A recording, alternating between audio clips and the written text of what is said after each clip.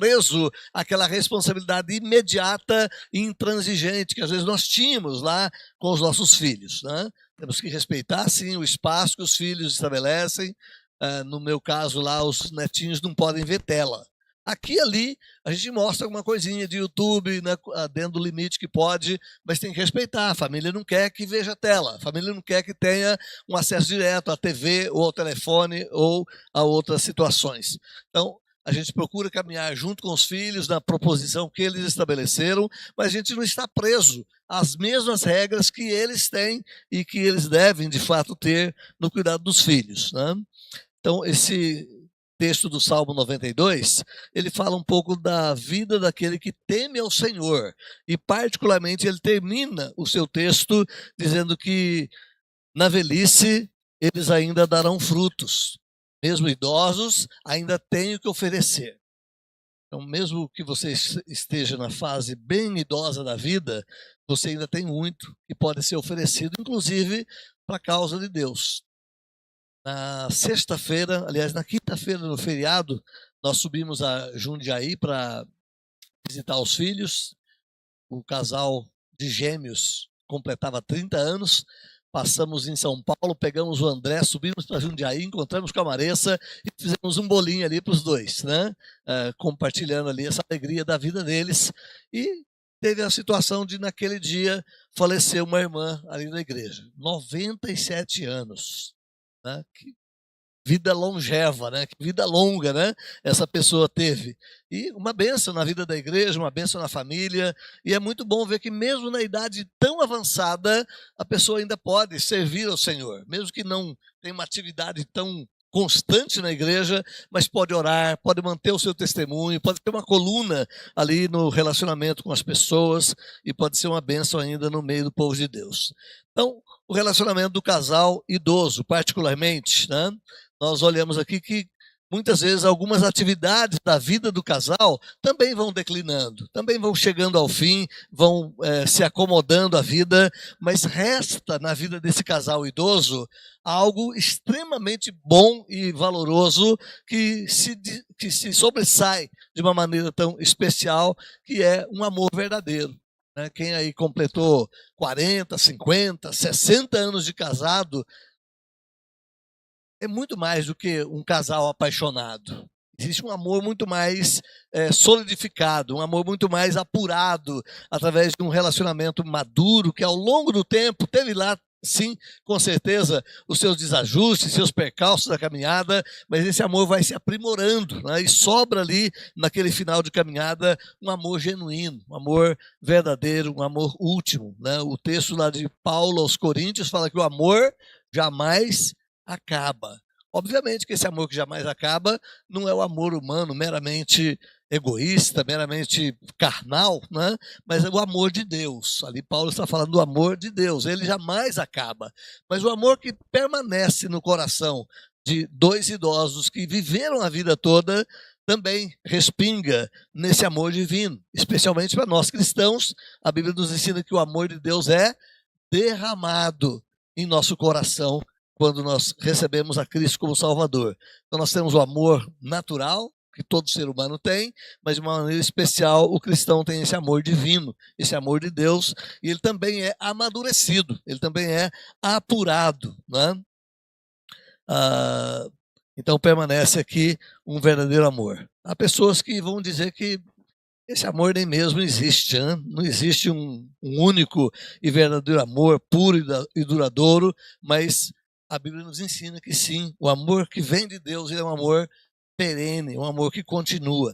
Com o passar do tempo, o amor do casal vai se transformando numa amizade tão profunda e tão íntima que eles se entendem muitas vezes sem muitas discussões, sem muitas conversas, se entendem pelo olhar, pelo gesto, pela caminhada, pelo afeto que lhes é extremamente próprio, né? É tão gostoso hoje, embora já raro, você passar pela rua, no mercado, no shopping, e de repente você encontrar lá dois velhinhos, 80 e tantos anos, né, já se apoiando ali um no outro e caminhando, sustentando, ajudando um ao outro nesse companheirismo que sobrou de anos de caminhada. Então, o relacionamento do idoso é esse relacionamento de amor, de um amor verdadeiro, de um amor que permaneceu na vida deles.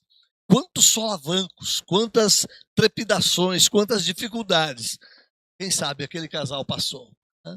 Mas chega lá no final da história, os dois estão juntos, firmes, sendo um exemplo, sendo uma coluna, sendo um bom testemunho para a família, para os netos que estão vindo, ou bisnetos, e mesmo para o povo da fé.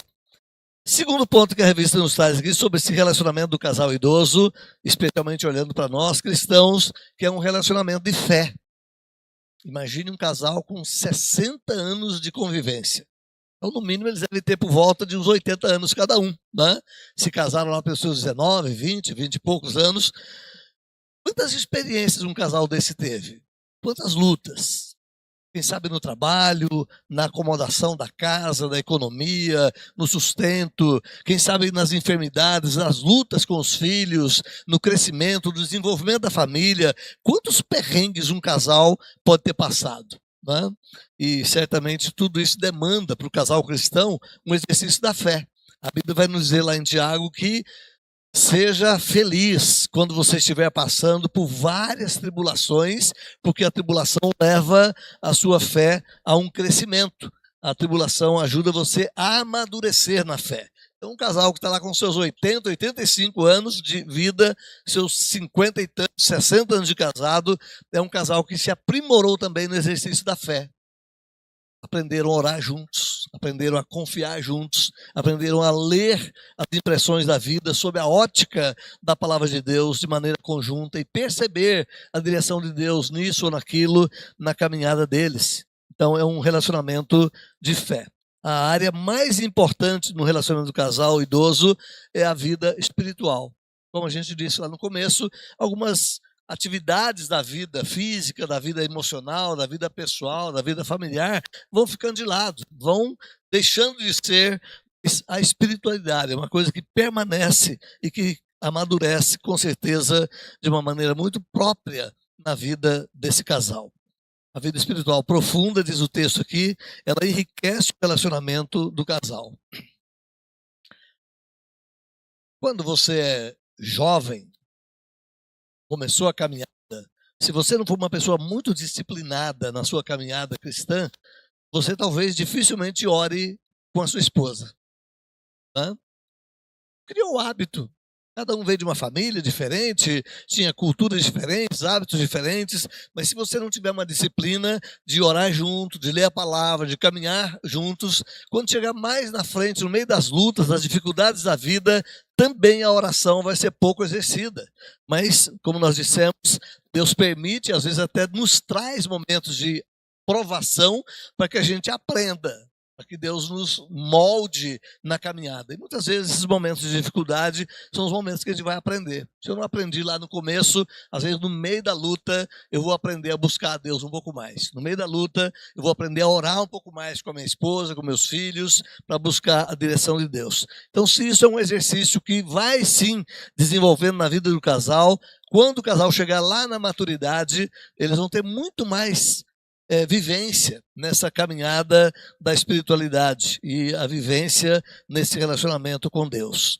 Então, quando esses princípios são seguidos, as dificuldades elas vão se tornando mais fracas, não que não sejam difíceis, mas você tem muito mais força para resolver as questões, para enfrentar os dilemas e para buscar as soluções de Deus. Então, o relacionamento de fé na vida de um casal que cresce na relação com Deus, ela leva esse casal a um posicionamento de maturidade e de muito mais capacidade para vencer os obstáculos. Diz aqui o texto, o casal que ora unido permanece unido, né? Então, aquele velho jargão também presente em outras atividades da vida, né?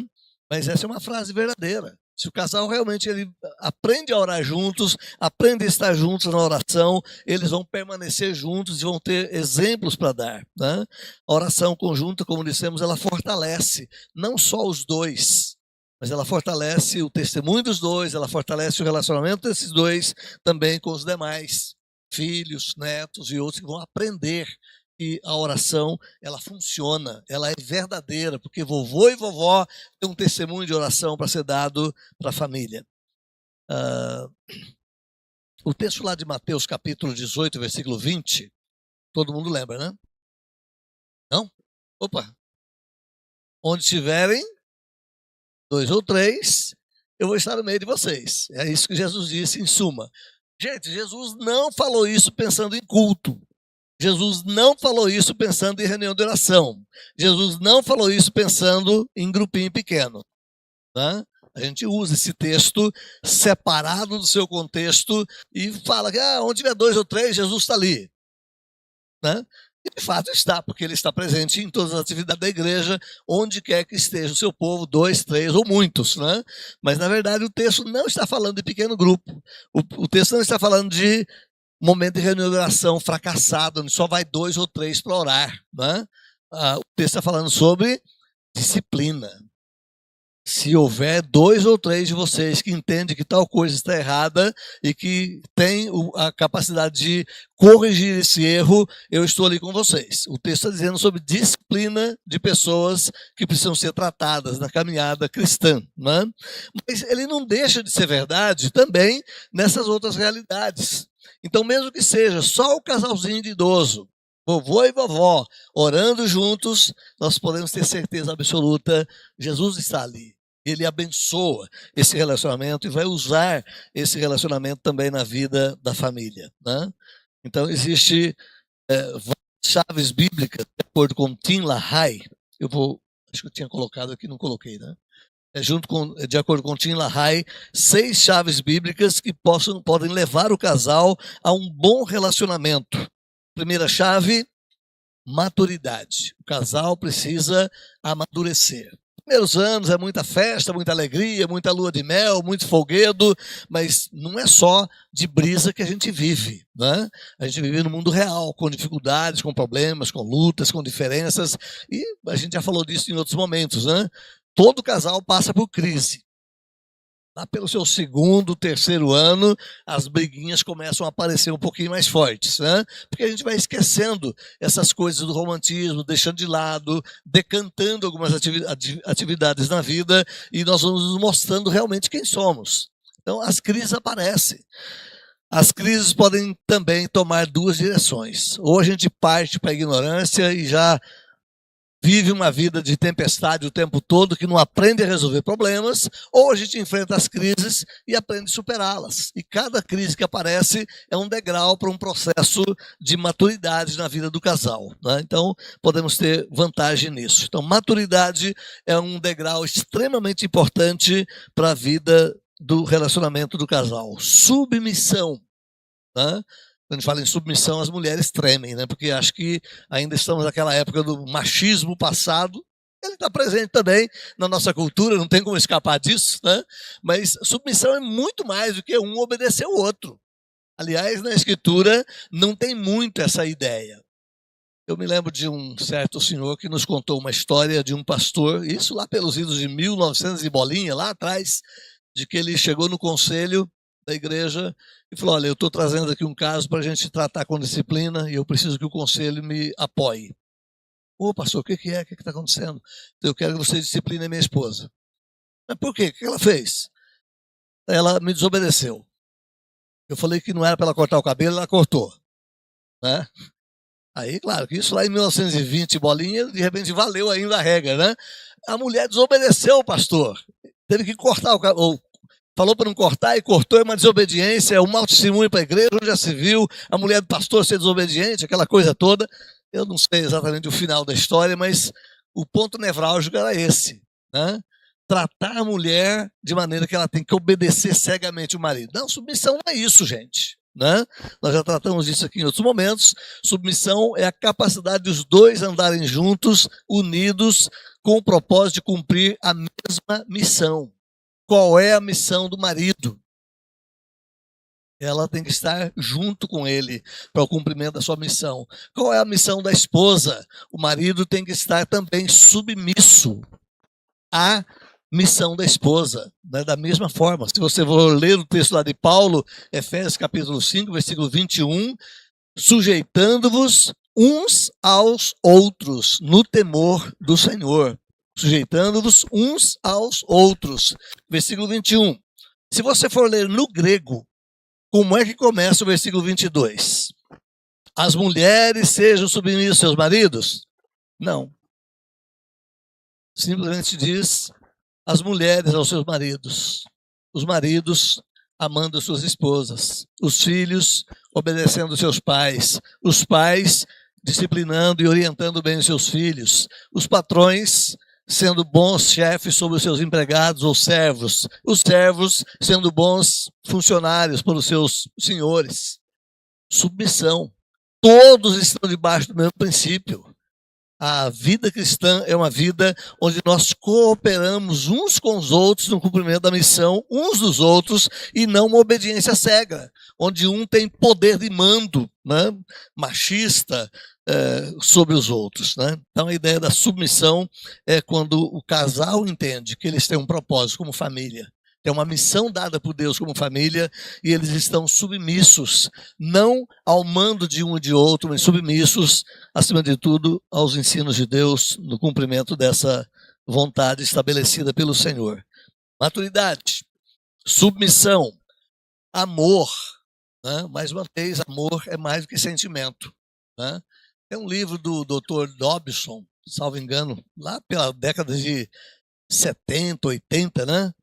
Ele está em voga nas editoras até hoje aí. Amor, sentimento a ser aprendido. Essa é uma conotação muito ocidental.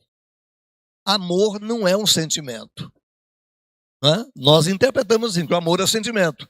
Se eu tenho um bom sentimento é porque eu amo. Se eu não tenho um bom sentimento é porque eu não amo. Amor não é sentimento. O sentimento é fruto do amor. O que é o amor, então? Amor é um relacionamento responsável. Amor é um relacionamento sadio. Amor é um relacionamento de responsabilidade, de cuidado, de zelo, de proteção, de atenção, de consideração de um com o outro. Né? É por isso que Jesus fala, amem os teus inimigos. Né? Se o indivíduo acabou de matar o seu filho, a sua filha no assalto, e você considera ele agora como um inimigo seu, porque ele te provocou algo tão terrível, como é que você ama essa pessoa em termos de sentimento? Amor não é um sentimento. Amor é um relacionamento correto com a pessoa que está do seu lado, seja ele quem for. Na fala de Jesus, mesmo que ele seja um inimigo. Né? Então, amor num relacionamento correto, de consideração, de respeito, de dignidade, de valorização da pessoa um do outro. E na vida do casal, isso é imprescindível para um casamento longevo. Comunicação é o outro item que o Tim LaHaye coloca para a gente aqui. Nós já falamos numa lição anterior sobre comunicação na família, né? 70% de um casamento é conversa. O resto é filho, o resto é educação, o resto é trabalho, o resto é vida sexual, o resto é viagem. 70% é conversa.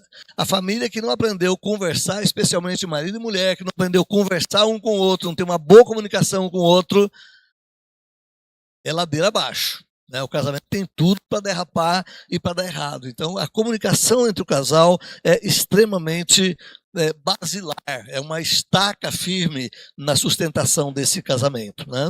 Outro ponto que o Tim LaHaye coloca, oração. Né? De novo, abordamos o caso já, o casal tem que aprender a orar. O casal tem que aprender a orar juntos, o casal tem que viver essa vida de oração na caminhada com a família e pela família. E o último ponto aqui, não menos importante, pelo contrário, mais importante, Tim LaHaye coloca Cristo. Onde está Cristo na sua família? Onde está Cristo no seu relacionamento? Onde está Cristo no casamento? Então, a Cristo não é apenas uma pessoa deificada que fica lá no céu e que você canta louvores para Ele.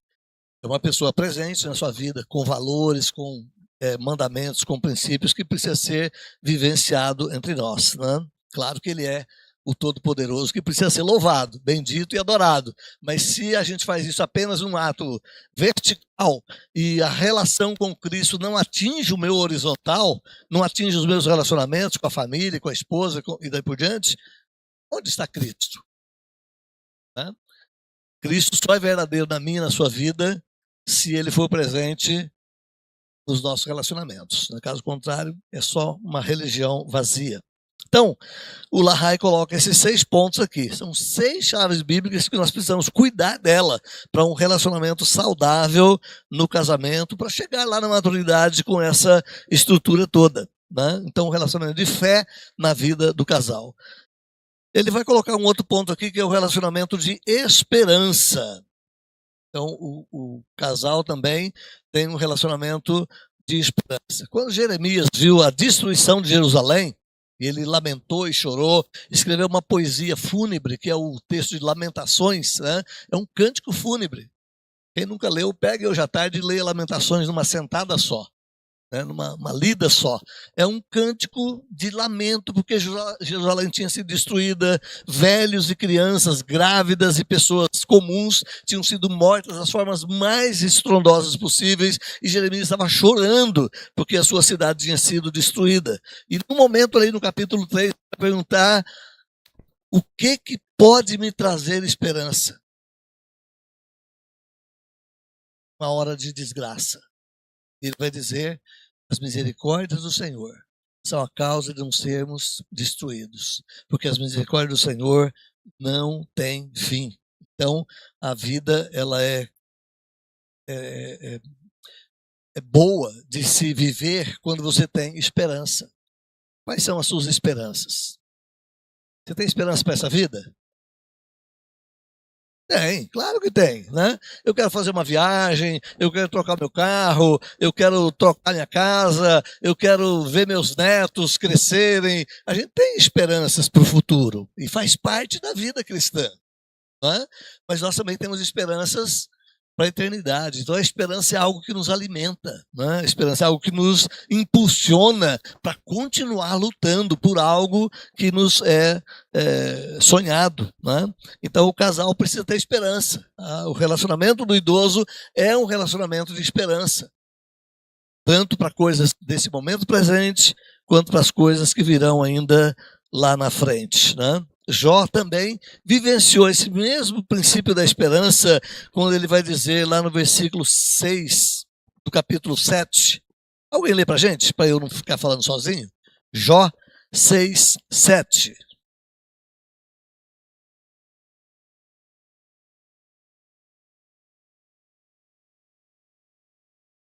Qualquer irmão pode ler.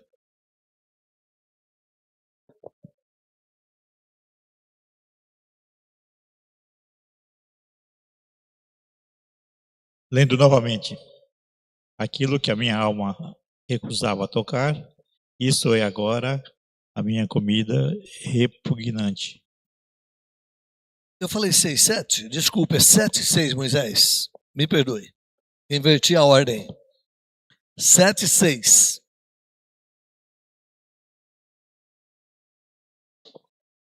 Os meus dias são mais velozes do que a lançadeira do tecelão e se findam sem esperança.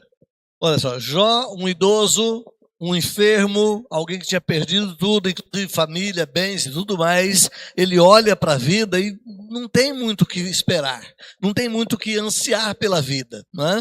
Ele está aqui definhando e chorando o fato de que ele não tem praticamente mais esperança. Mas se você for ler todo o texto de Jó, você vai perceber que a esperança nunca morreu na vida de Jó. Ele vai dizer que, num outro texto, se uma árvore é cortada lá no seu cepo, lá no seu base do seu tronco, e as suas raízes ainda ficarem ali fincadas no chão, em algum momento, essa raiz vai florescer de novo, vai revigorar, vai nascer um galho, um rebento, e vai crescer de novo ali uma árvore. A esperança para o oprimido, a esperança para aquele que está abatido e sofrido. Então Jó, apesar desse momento aqui de estar definhando num momento difícil, ele ainda conservou em toda a sua caminhada esse veio de esperança. Lá no capítulo 19, se você se lembra, ele vai dizer: eu sei que o meu Redentor vive, e eu ainda, nesse meu corpo, quando ele me ressuscitar, eu vou glorificar a Deus. Ele tinha esperança da vida eterna. Lá no finalzinho do capítulo da sua história, você vê que a esperança rejuvenesceu, ele é um novo homem. Antes eu te conhecia só de ouvir, mas hoje eu tenho uma experiência fantástica com Deus, né? Então, apesar disso, ele teve seus momentos de angústia, de alma, de definhar na esperança, mas ele vivenciou sim a esperança na caminhada. Difícil a vivência dele, a gente não deseja que ninguém passe por isso, mas foi uma vivência que trouxe aprendizado. De novo, a gente levanta a fala de Tiago, né? Tende por alegria quando passares por várias provações. As provações são bênção de Deus que podem trazer também bênção na nossa vida, né? Jeremias perdeu a esperança, Jó perdeu a esperança, muitos personagens da Bíblia perderam a esperança. Elias falou: Deus, eu só quero morrer agora, não tem mais nada para fazer. Né? Muitos personagens de Deus da Escritura tiveram esses momentos de definhar a esperança, mas a esperança ela é necessária na caminhada. Então, o relacionamento de um casal, idoso especialmente, é um relacionamento de esperança. Qual idoso que quer partir? Por mais idoso que ele esteja, mesmo às vezes cansado, que fala, eu quero, já não vale mais a pena continuar, né? Ele ainda tem anseio de ver os netos, os filhos dos netos, a família e tudo mais. A esperança é algo que continua firme no coração dele, né? Então, a esperança do cristão, ela está firmada não só nas circunstâncias temporais, mas muito mais na vida com Deus. E o casal idoso precisa ter isso em mente, né? Não tem mais nada para fazer nesse mundo, eu só quero morrer. Não, você pode fazer. Mesmo lá no seu limite da vida, você pode ser um intercessor, você pode ser uma pessoa que ore a favor da igreja, a favor do povo de Deus, a favor de necessitados. Você tem experiência para transmitir, mesmo que na sua pequenez e na sua situação já de limite da vida. Deus é esse Deus fiel e Ele cumpre sim a sua promessa na nossa vida. Queria que alguém lesse um outro texto, Isaías 46:4. Isaías 46:4.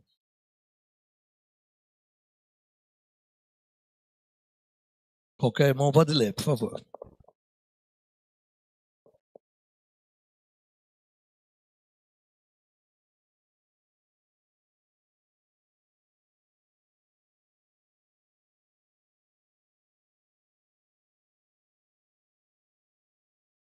Isso, até a vossa velhice eu vou ser o mesmo.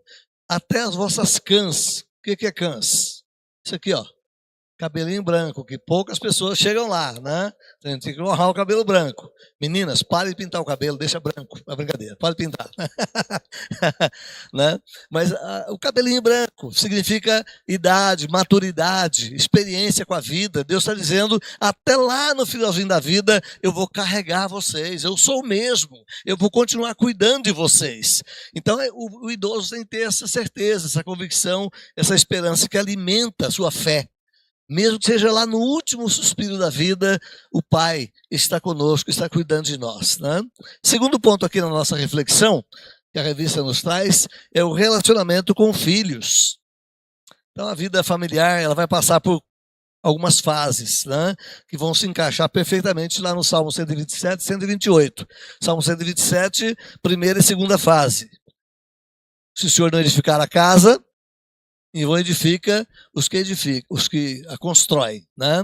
Então a casa nasce ali na base, no começo da caminhada do casal. Lá no versículo 3-5, o autor vai dizer que bom mesmo são os filhos da mocidade, né? E feliz é o homem que enche deles a sua aljava. A aljava é aquele suporte que o guerreiro tem para colocar flechas. Lá na cultura judaica, parece-me que a aljava cabia 5 flechas, de acordo com alguns comentaristas, né? Então, bem-aventurado é o homem que tem pelo menos 5 filhos. Eu tive 4, né? Então, se vocês só têm um, por favor, tá tempo ainda, né? Vamos ter outros aí, né? Daniel e Patrícia, desculpem, brincadeira, né? É mais fácil lutar com a espada do que com a flecha, né? Mas tá certo. Bem-aventurado é o homem que tenha filhos, né? Não significa, irmãos e irmãs, se você por alguma situação não pode ter filhos, que você não é bem-aventurado, né? Mas a Escritura mostra que filhos é bênção de Deus, é herança do Senhor, e é bom ter filhos. Nós vivemos numa época onde, tirando as limitações fisiológicas, nós vivemos numa época que se propaga muito o conceito de não ter filho. Porque ter filho estraga o corpo da mulher, ter filho impede o casal de uma vivência mais tranquila, ter filho é despesa, ter filho é não sei o quê. Gente, isso é antibíblico. Isso pode caber na sociedade lá fora. Mas para nós cristãos, filho é bênção de Deus. Filho é herança do Senhor para nós, e nós não podemos lutar contra, pelo contrário. É claro que tem que ter inteligência, tem que ter prudência, tem que ter sabedoria, não é porque é onde come um, come 10, né? Mas qual é a qualidade de vida que você vai dar para os 10? Se de repente com 3 você pode dar uma qualidade um pouquinho melhor, né? Tem que ter cuidado sim com as limitações financeiras, existenciais, mas nós não podemos nos cercear de ter filhos em prol de uma situação egoística do casal ou de um ou de outro, né? Filhos são bênçãos de Deus, o cristão precisa reconhecer isso, né?